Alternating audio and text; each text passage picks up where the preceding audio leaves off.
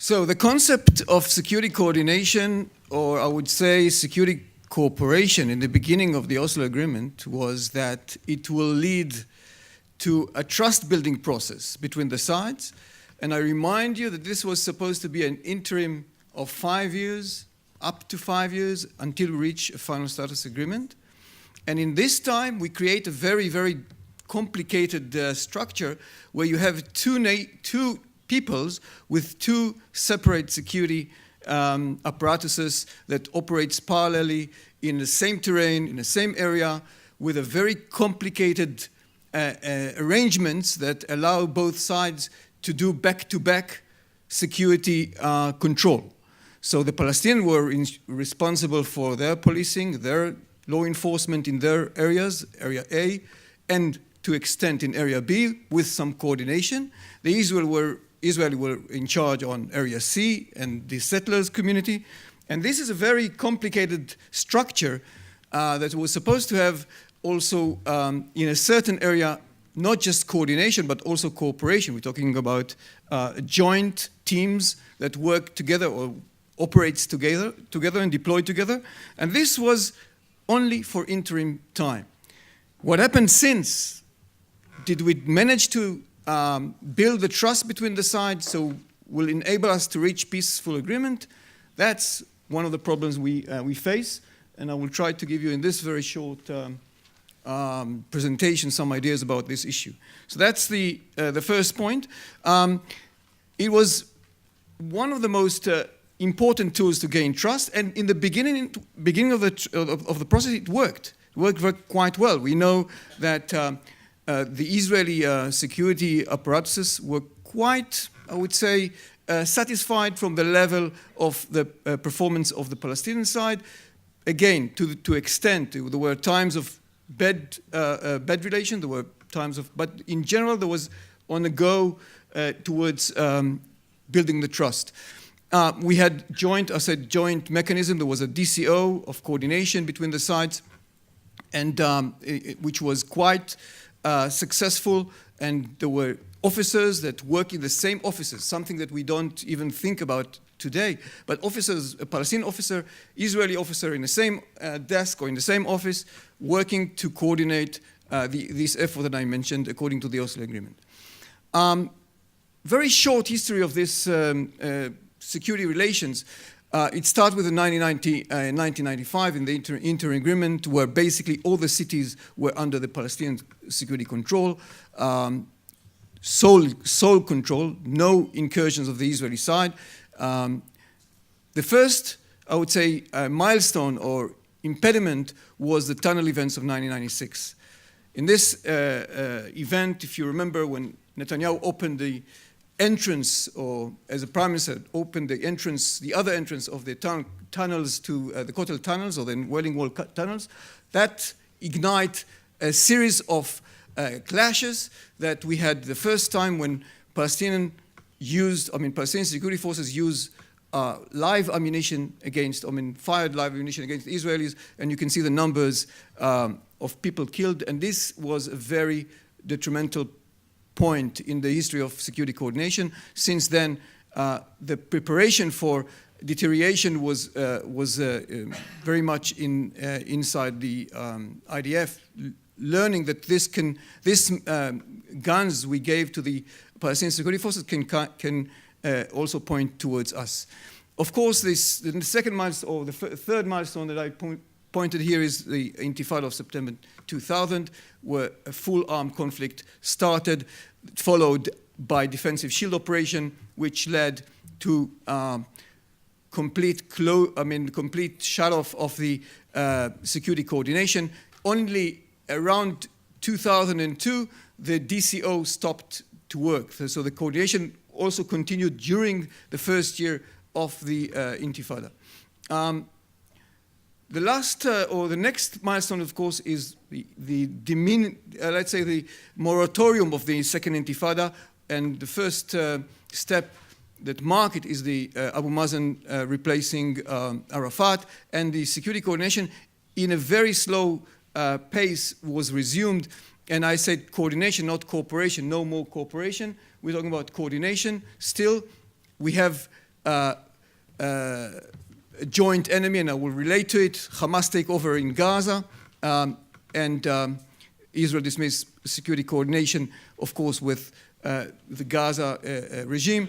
And 2007, 2013 is the time of Fayyad as prime minister, when a lot of security reforms started inside the Palestinian security forces, introducing two main international factors that work on this issue, the EU Polcops and the USSC.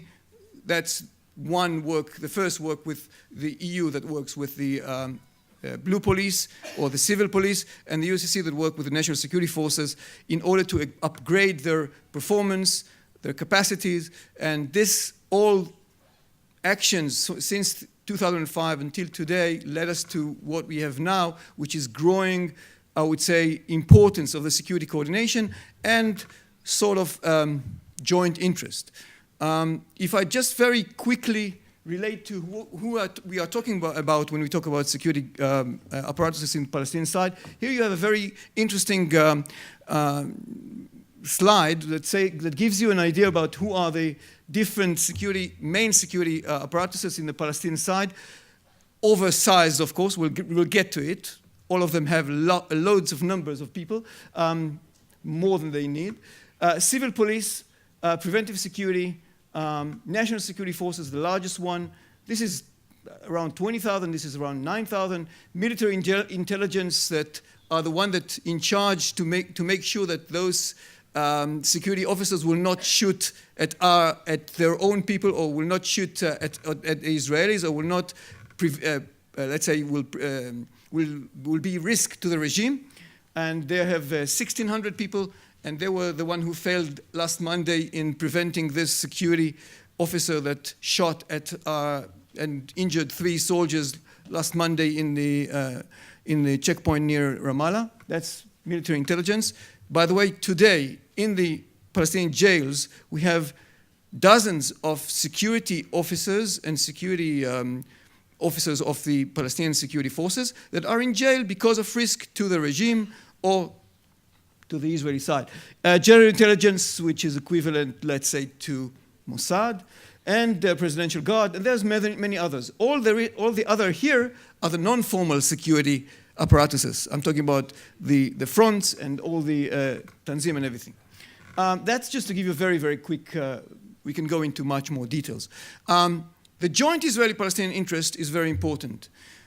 We see, I see that the extension of the operational ability of the Palestinian civil police, mainly as the main force that enforce law and order, is basically, if we will enlarge their capacity, if we'll extend their authority, we will extend the governance capacity. We'll enhance government's capacity in Area B and in Area A, where 95% of the Palestinians living. We will fill the vacuum of law and order in these areas because, as you understand, most of the Palestinians living in Area B don't have regular police services. Every time you have to call a police, you need a coordination of this police force to come from Area A to Area B, and this sometimes takes a long time, and that will allow better governance. It will allow also economic development that my colleagues will speak later, because we see and we understand that when you have no law and order, you don't have economic development. And you don't have investors that are willing to give their money and to risk their money in such conditions. Just to give you a few figures about the numbers of Palestinian living Area B with no regular police services, here you have it in breakdown into the governance, the different governances inside Palestine or inside the Palestinian territory. And you have that, you can see that out of, and this is even scaling down, out of a total population of 800,000 people, 690, 80% doesn't have regular police services. When I say regular police, is that when you pick up the phone and you call a police, they will arrive after 5, 6, 10. Here you pick up the phone and you wait until the coordination mechanism will start. And then when the police will ask the Israeli to have an escort and to make, or not to escort, but just to get the permit to go from one to point A to point B, etc., etc. Again, this is the abnormality of this interim stage that was supposed to be 5 years and no more. And we are now over 20 years after. The main challenges of the Palestinian security forces, I can go into much more details, but I'll tell you, the first point I spoke about, and that's the main point that I want to point, lack of internal legitimacy for the PAA forces. They have a problem, a very inherent problem in the fact that they serve inside this abnormal situation. They are seen by their own people as people, as security forces that serve the Israeli interest and less the Palestinian interest. And that's why their legitimacy, internal legitimacy, is very low, and that's the main conflict they have. 4 minutes, okay. Just very quickly, just to give you an example, every time we go into Area A, the Palestinian security forces have to go into their own barracks, into their own posts, in order to avoid friction. And we go every night to all the cities in order to arrest suspects, in order to arrest people that are terrorists. So we go to Area A. I'm talking about Beit Lechem, I'm talking about Ramallah, all the cities, all Area A. We go on a regular basis after the defensive shield operation. We don't have any, we don't give full responsibility to the Palestinians in this regard, and that's of course not according to the Oslo Agreement. The other problem is oversight security for services. There's, I'll call it gray unemployment, but there's much more than gray. It's black unemployment in the sense that there are too many. It's a way that the Palestinian security, the oversized security services is because the Palestinians want to contain or to maintain their own legitimacy, or not legitimacy, I would say their own calmness, because that's how the government pay people, and you know that the main employer in the Palestinian territory is the government. And that happened not only in Palestine, in other places in the Middle East. Another problem is the wasta, the nepotism of the forces, the fact that the most of them are Fatah-oriented and non-Fatah are not very much represented in the security forces. Inefficient services in Area B, overlapping responsibilities. They have many, many problems. I'm not going to go into it. There's also a problem of the whole judiciary system, the circle from arrest to investigation to legal sequence of that, and to all the aspect of prisoning. This is all, the whole circle of law enforcement is not fulfilled to the full. And of course, there is an Israeli lack of trust in the capacity of Palestinian security forces. And the last thing is budgeting. They don't have enough budget. And to the certain, I can give you one story. I spoke with a Palestinian police officer a month ago. He said, I'm going to work 3 times a week. Why? Because I don't have enough money to go. I was told not to go to work 2 times because it cost too much. They have a very big, just to go there. He pays for 5 days. He paid for 5 days, but he worked 3 days. Because only the transportation from where he lived to the police station is too much for the police to, so they have a very big problem with money. That's the 2 international organizations that assist. I would go very quickly to what I suggest as a plan or ideas of how to extend Palestinian Security Authority based on this joint interest that we have with them, fighting Hamas and enforce law to allow, to deal with a vacuum of law and order and to allow economic development. The main basis is if you do more, we do less. That was a statement by the IDF Chief of Staff, Gabi Ashkenazi, long time ago, but the same understanding or same principle is kept till today. And you can see what I have here as a circle. If you increase Palestinian security capacities, you decrease operational activities in Palestinian areas, you increase the freedom of movement for Palestinian security forces, then it will increase security coordination and increase intelligence cooperation. This whole circle is working for the benefit of both sides. And 1 or 2 district examples, if I very quickly jump to this aerial photo of Jenin area. You can see the green line, you can see the fence line in red. Then you can see the Palestinian localities in this green and the Muhafaza of Jenin, the governors of Jenin. You can see here in blue the two roads used, or the roads used by the settlers of Mevodotan and Khermesh, the only two settlements that remained in this governance of Jenin. And you can see A and B with the police stations now. That's the police stations here.